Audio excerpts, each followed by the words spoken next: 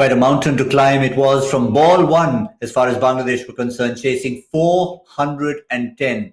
We did say that a little bit of intent is what, as a neutral, you wanted to see from the home side. Whether or not we got that, we'll just try and assess it in a moment on Crickbuzz Combox. 88 for 3 in 15 overs. We did feel that you'd lose wickets in the quest for quick runs, and certainly from both Anamul Haq and Liton Das, they did show some intent. But enough of a mountain of runs is the cushion that India have. I'm joined by Dinesh Karthik. Scoreboard pressure is the one thing that comes to mind, and that's something Bangladesh will always be faced with. Most definitely, when you're chasing 410, 409 for that matter, it's going to be hard work. I think we all know from the outset, somebody needs to get going and they need to get a big one for you to compete in such games. They tried, but we also felt that in trying for runs, they're going to lose a few wickets, and that's exactly what happened. But credit to India, especially the way Siraj bowled all 5 overs in the power play, but bowled some good lengths and made it really hard for them. Yes, and then the follow-up to that was Akshar Patel coming up early inside the power play, picking up a couple of wickets. And then, of course, we're looking forward to Kuldeep. But before we talk about Kuldeep, Akshar Patel, again, another person fighting for that elusive spinner spot in the Indian team going forward.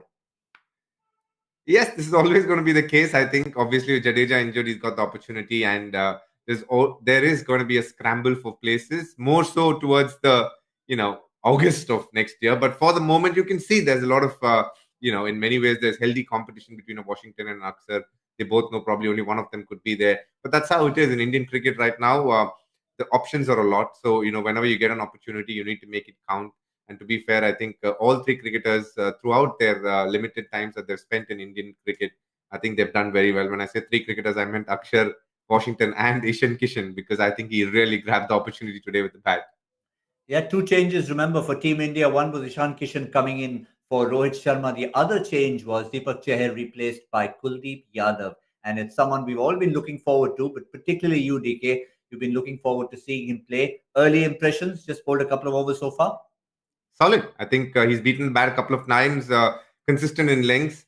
The batsmen are looking to hit him, but he's making it hard. And that's what you'd expect. What I like about Kuldeep is the fact that he can turn a ball. I think that's very important. I think in the World Cup that's going to happen, the fact that you can turn a ball on most wickets is going to keep you in good stead. And the speed of the ball with which he's bowling is very good, very improved to what it was. So these are good signs for Team India. On that subject, what's he like to keep to? Very challenging, and you always feel like something's going to come to you because he's got the beautiful wrong one that he has.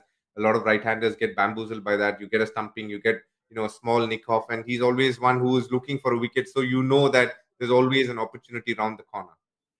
Yeah, good luck to KL Rahul there. But just looking ahead from the innings, India have bowling options. Washington Sundar obviously is one of them. You'll be looking for him to make a decent contribution after he's made it with the bat. Definitely, I think his primary skill is with the ball, and we all know how well he's bowled. Last game, he got 3 wickets, so he will be looking to get a bowl. Though I do feel that not all spinners are going to bowl all 10 overs. I think it could be a case where a couple of them probably don't end up bowling all 10 overs. Washington yet to be introduced into the attack, but even though when he comes, it might not be too long a spell. All right, from Bangladesh's point of view, to finish up on Crickbuzz Combox, they've lost 3 wickets, but they really need to continue to show intent towards the innings. As you said, it could even have been 100 all out. We're not quite looking at that, but they'd rather finish 199 all out than 230 for 2, as we said at the start, or 3. Absolutely, I think we were fair when we said that it's better for them to go after the bowling and try and do whatever they can and put up a good score and at a healthy run rate. They are going at a very decent run rate. Is it good enough for this game? No, but it happens. I think when you're chasing 400, when you lose a few wickets, it's going to happen. So I would be happy in the Bangladesh dressing room if they can get to 250, 270, and one of these 2 batters have to stand up there and score a big 100. Shakib, the key for you, because he's their talisman. He needs to maybe stay and get a big 100.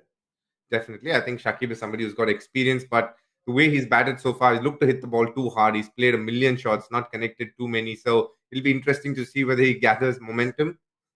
We saw Virat Kohli doing it, not able to time the ball initially, but went on to get 100. But the difference being there was an Ishan Kishan at the other end giving boundaries, whereas in this case, he might be the enforcer. So the pressure is more on him, I guess. Well, I'm glad you brought that parallel up because, yes, Virat Kohli started scratchy, finished up with 100. Can Shakib do it for Bangladesh? Where will they be in the 35th over? We'll be there. That's a promise. 35th over Combox, where we'll do a more detailed analysis on the few more overs that Kuldeep Yadav has bowled. That's all from Combox.